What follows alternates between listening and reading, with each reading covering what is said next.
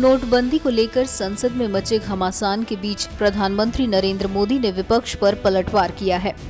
विपक्ष पर कटाक्ष करते हुए नरेंद्र मोदी ने कहा कि भ्रष्टाचारियों को मौका नहीं मिला, इसलिए वो नाराजगी जता रहे हैं। पीएम मोदी ने 26 नवंबर को मनाए जाने वाले संविधान दिवस के मौके पर आयोजित किए गए कार्यक्रम में 2 पुस्तकों का विमोचन किया। इस दौरान उन्होंने कहा कि हर किसी को अपने पैसे के उपयोग का हक है। आम आदमी भ्रष्टाचार के खिलाफ लड़ाई लड़ रहा है। पूरा देश काले धन के खिलाफ लड़ाई लड़ रहा है। देश के लिए कड़े फैसले लेने पड़ते हैं। इस फैसले पर भ्रष्टाचारी नाराजगी जता रहे हैं क्योंकि उन्हें तैयारी का मौका नहीं मिला। इन दिनों भ्रष्टाचार, काला धन, उसके खिलाफ एक बहुत बड़ी लड़ाई देश लड़ रहा है। देश का सामान्य नागरिक इस लड़ाई का सिपाही बना है। उसको लगता है कि 70 साल तक इसी कानून नियमों का दुरुपयोग करने वालों ने देश को भ्रष्टाचार में डुबो दिया, संविधान कानून का दुरुपयोग करके किया है। इस सरकार के इस निर्णय के संबंध में बहुत कम आलोचना हो रही है, लेकिन कुछ लोगों की आलोचना क्या है? आलोचना यह है कि सरकार ने पूरी तैयारी नहीं की। मैं समझता हूं कि मुद्दा यह नहीं है कि सरकार ने पूरी तैयारी नहीं की। ऐसे लोगों की पीड़ा इस बात की है कि सरकार ने किसी को तैयारी करने का समय नहीं दिया।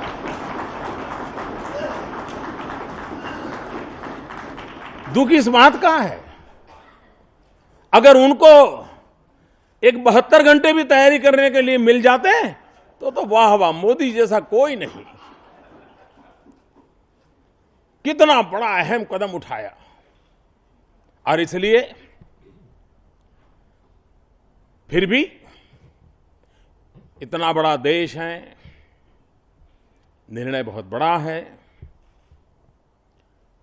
देश का उज्जवल भविष्य देखने वालों से इतनी ही अपेक्षा है कि आइए हम सब मिलकर के सामान्य मानवी की कठिनाइयों को दूर करें। इस महायज्ञ में सफल होकर के विश्व के नाम सामने भारत को एक ताकतवर देश के रूप में हम उभारें। सारा दुनिया जब सर्वे होता है कि भ्रष्टाचार की कतार में बहुत अग्रिम पंक्ति में भारत का नाम नजर आता है, भारत को नीचा देखना पड़ता है। हमने गर्व से माथा ऊंचा करना है और इसलिए फैसले लेने होते हैं और फैसलों का अनुपालन करके सिद्धियां भी प्राप्त करनी होती है।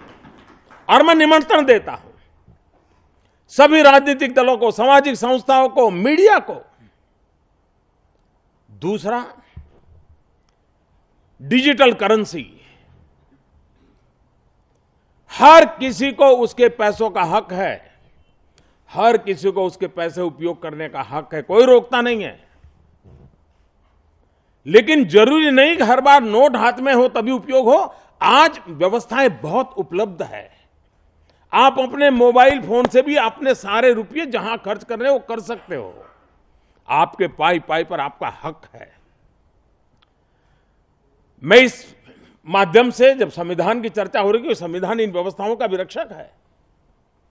मैं देशवासियों से और खास करके समाज का नेतृत्व करने वाले हर वर्ग से, मैं मीडिया से आग्रह करता हूं, जिस देश के पास 65% नौजवान हो, 35 से कम उम्र के नौजवान हो, जिस देश में 100 करोड़ से ज्यादा मोबाइल फोन हो, जिस देश में अब टेक्नोलॉजी मोबाइल फोन से भी कारोबार करने के लिए सुविधा उपलब्ध हो, सभी बैंक की अपनी ऐप हो, तो हम क्यों ना लोगों को प्रेरित करें, लोगों को प्रशिक्षित करें। और ये कोई कठिन काम नहीं है। जब आज हम व्हाट्सएप कहां सीखने गए थे, कि इंजीनियरिंग कॉलेज में जाकर के, आईटी कॉलेज में जाकर के, अनपढ़ भी अनपढ़ आदमी को मालूम है कि व्हाट्सएप कैसे देखना, व्हाट्सएप कैसे फॉरवर्ड करना। जितनी सरलता से व्हाट्सएप फॉरवर्ड होता है, उतनी ही सरलता से हम शॉपिंग भी कर सकते हैं अपने मोबाइल फोन से। देश का उज्जवल भविष्य के लिए हमने एक ट्रांसपेरेंसी लाने की आवश्यकता है, डिजिटल करेंसी की ओर जाने की आवश्यकता है और हिंदुस्तान की 500 शहर इस एक हफ्ते में अगर चाहे तो इस काम को कर सकते हैं।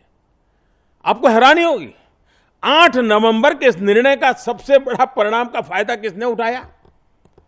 मैंने कल हिसाब लिया कुछ महानगर पालिकाओं का, बहुत कम, इन्हीं की नहीं नगर पालिका महानगर पालिका, कोई 40-50 का मुझे बताया गया। पहले 3-3.5 हजार करोड़ टैक्स आता था, 8 नवंबर के बाद 13,000 करोड़ उनके खजाने में जमा हो गया। ये पैसा किसके काम आएगा? उस गांव के गरीब बस्ती में कहीं रास्ते बनेंगे, कहीं बिजली लगेगी, कहीं पानी के नल लगेंगे। एक समाज जीवन में क्रांति की दिशा में काम बढ़ रहा है और इसलिए राजनीति के ऊपर भी समाज हित के बहुत काम करने होते हैं। गौरतलब है कि नोटबंदी को लेकर संसद के दोनों सदनों में हंगामा हो रहा है।